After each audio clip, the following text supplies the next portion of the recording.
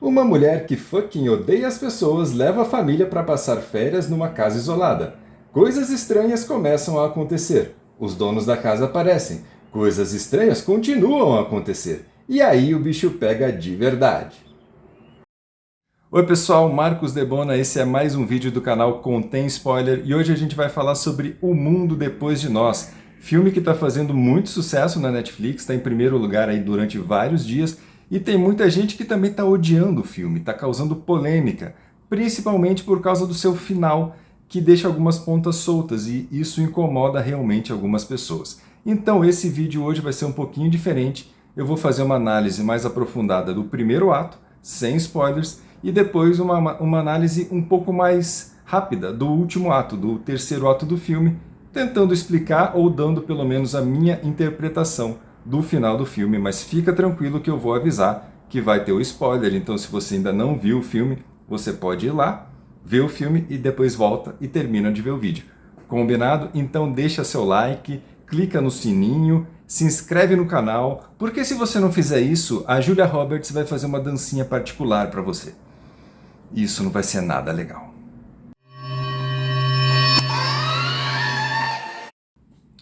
Então vamos ao primeiro take do filme, que é sempre uma imagem muito importante. E a gente vê aí a Terra vista do espaço. Isso significa que os eventos desse filme não vão afetar apenas o núcleo de personagens que a gente vê ali. Vão afetar principalmente os Estados Unidos, mas por consequência todo o planeta. E a gente vê que está aparecendo uma parte específica da Terra, que são justamente os Estados Unidos, que estão de cabeça para baixo. Tá vendo a Flórida ali em cima? Geralmente a Flórida fica embaixo. Mas para indicar que tem algo errado acontecendo justamente nos Estados Unidos, ele é mostrado dessa forma. Então nós começamos a apresentar os personagens do filme. O primeiro que aparece é o Clay, que ele está debaixo das cobertas. Veja que ele está ali acordando. E ele é o marido da Amanda, a personagem da Julia Roberts, que está já de pé, ativa, preparando as malas para a viagem. Então você tem aí uma diferença clara de personalidades, né? O marido lá mais pacífico, mais de boa, mais preguiçoso talvez, e a mulher mais ativa, mais acelerada. Isso lembra muito vários casamentos que eu conheço. Bom, esse filme tem 4 personagens principais. Mas a protagonista, de fato, é a Amanda, a personagem da Julia Roberts. E por que ela é a protagonista? Porque ela apresenta uma falha central, uma falha de caráter que a gente vai ver já já que falha que é essa. E quando acontece isso, o protagonista ele tem o filme inteiro para superar essa falha central e caso isso aconteça, ela conclui o arco do personagem. E geralmente ela tem um final feliz, um final satisfatório. Mas caso ela não consiga superar essa falha, ela vai ter um final infeliz. Mas nesse filme acontece uma coisinha um pouco diferente, um detalhe diferente. E se você saber o que é, você vai ter que ver o filme e vai ter que ver o final desse vídeo. Mas afinal de contas, qual que é a falha central da Amanda? Uma boa pista está no discurso que ela faz logo no comecinho do filme. Ela olha pela janela, fica olhando as pessoas e diz que achou muito legal as pessoas andando, indo para o trabalho, querendo fazer a diferença no mundo, mas de repente tem um corte e a câmera se aproxima cada vez mais do rosto dela, cada vez mais do rosto dela, dá para ver as rugas da Julia Roberts e ela fala: I fucking hate people. Ela odeia as pessoas. Isso tem muito a ver com a falha central, que é um pouco até mais específica. A gente vai ver logo logo qual que é a real falha central dela. E agora nós temos os créditos do filme. O nome do filme em vermelho, como se fosse um sinal de alerta, e o skyline de Nova York aparecendo ali novamente. E o que tem nesse crédito são várias imagens simbólicas, bem relevantes, que se a gente prestar atenção, elas vão se repetir ao longo do filme, e são bem representativas. Bom, o filme é dividido em 5 partes, e o primeiro ato engloba o comecinho do filme, que apareceu até agora, e mais a primeira parte, que é a casa. O primeiro ato vai apresentar o universo onde se passa o filme. E praticamente todo o filme, até pelo menos o final do segundo ato, se passa dentro dessa casa. No começo tudo é harmonia. As crianças vão brincar na piscina, o casal tá ali tranquilo, satisfeito, e tem até esse momento em que a Julia Roberts vai para o centro da sala e o filme compõe um quadro simétrico. Repare que tem um abajur de cada lado, ela está bem no centro, isso tudo querendo representar a harmonia que temos nesse momento. Mas olha o que acontece no próximo take. Ela aparece de cabeça para baixo, a câmera começa a flutuar para cima, para os lados. Aliás, o diretor ele exagera um pouco nesses movimentos, mas é mais uma daquelas vezes em que o filme aponta uma direção e depois aponta a direção oposta, querendo fazer os espectadores ficarem um pouco confusos, assim como vão ficar os personagens do filme. Bom, o filme é sobre um grupo de pessoas que está dentro de uma casa e isso vai gerar atenção para esse filme. Para gerar essa tensão, a gente vai ter um elemento tecnológico e um elemento humano. O incidente incitante do elemento tecnológico vai vir nessa cena agora. A família estava lá tranquila na praia, de repente o navio vem e encalha. Mas esse é só o primeiro ponto, porque logo depois eles chegam em casa e eles não têm sinal de internet e nem sinal de televisão. Então a coisa vai ficando cada vez pior. Então a gente tem a chegada do elemento humano que vai gerar tensão nessa história. E quem chega são simplesmente os donos da casa, o George e a Ruth, que são pai e filha. E eles chegam ali na casa, eles explicam que houve um apagão em Nova York, e daí temos mais um elemento de tensão tecnológica, e por isso eles querem passar a noite ali.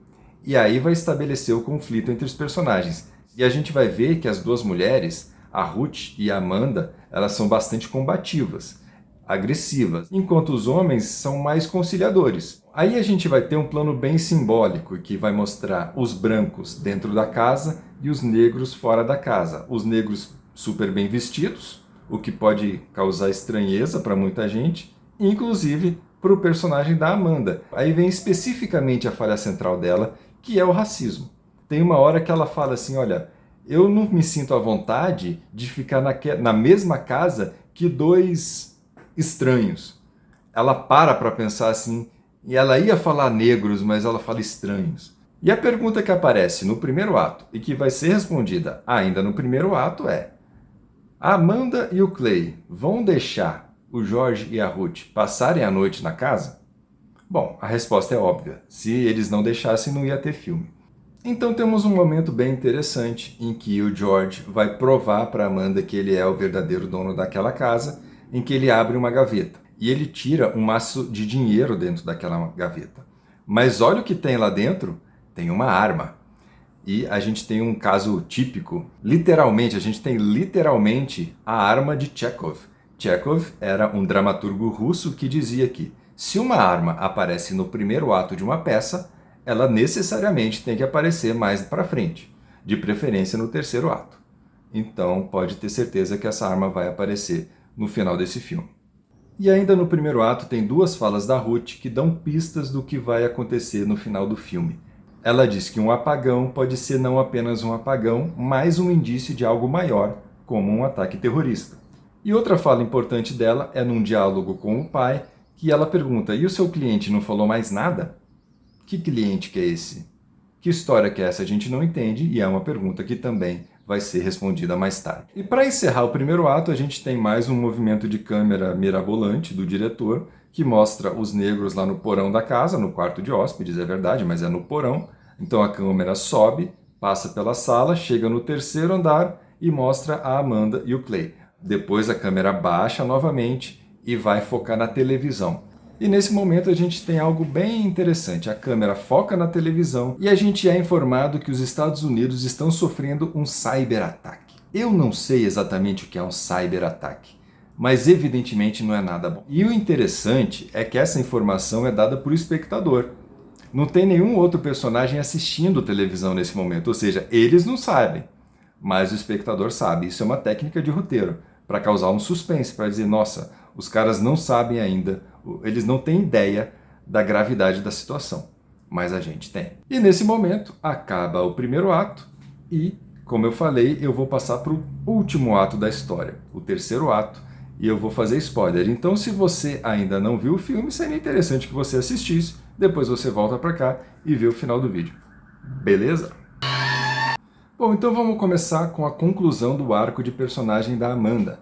Realmente ela supera o seu racismo e conclui o arco do seu personagem, nessa cena em que ela salva a Ruth de um ataque de cervos. Mas, lembra que eu falei que geralmente, quando o protagonista conclui o seu arco superando a sua falha, ele tem um final satisfatório?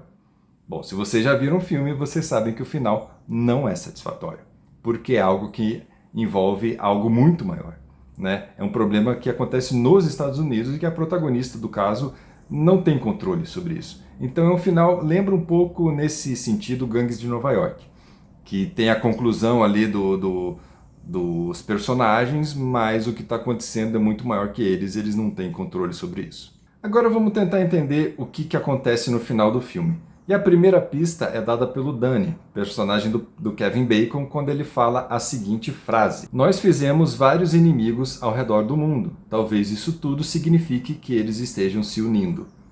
Ou seja, tudo aquilo pode ser um ataque sincronizado entre vários inimigos dos Estados Unidos. Agora, as outras pistas, as outras informações que fazem com que a gente conclua o que aconteceu no final do filme são dadas pelo George. Então ele fala sobre um plano que tem 3 fases e que é considerado o mais eficaz para desestabilizar uma nação. A primeira fase é o isolamento, desabilitar todas as comunicações e transporte, tornando o alvo mais surdo, mudo e paralisado possível. Segunda fase, o caos sincronizado, aterrorizar os habitantes com ataques dissimulados e desinformação. Sem um inimigo ou um alvo claro, as pessoas se virariam umas contra as outras. Foi o que aconteceu. Inclusive, a gente tem essa cena que mostra ele apontando a arma de Chekhov, para o Danny. E a terceira fase, ele diz o seguinte: se for bem executado, a terceira fase acontece sozinha, que é uma guerra civil, um colapso. As pessoas se voltam umas contra as outras e tudo vai por água abaixo. Se a nação-alvo for disfuncional o bastante, ela praticamente faz o trabalho sozinho para você. Ou seja, ele está dizendo que os Estados Unidos são disfuncionais. O filme faz uma clara crítica à política externa dos Estados Unidos. Agora a gente passa para o finalzinho do filme, e talvez isso que tenha incomodado, que mostra a Rose, que é a filha do casal, assistindo o último episódio de Friends. E o filme termina com a música do Friends no começo dos créditos. Isso deve ter incomodado porque dá essa impressão que o filme não tem final. Mas também, na minha interpretação, é uma crítica à sociedade americana que fica alienada a esse tipo de problema, que não está nem aí. Que talvez uma crítica à arrogância dos Estados Unidos, dos americanos, que se acham melhores do que os outros e se acham no direito de interferir nos outros países e mandar no mundo. Então essa é a minha interpretação. Você pode concordar ou discordar. Se você discorda, coloca aí nos comentários, fala o que você achou sobre esse filme. Se você não gostou, pode falar também. E se você gostou do vídeo, não esquece de dar um joinha. Não esquece de se inscrever no canal. E não esquece também de clicar no sininho. De clicar no sininho. Nunca te pedi nada, cara. E eu repito, se você não clicar no sininho, a Julia Roberts vai fazer uma dancinha para você. Que é tipo a dancinha da Elaine lá no Seinfeld. Não vai ser nada legal.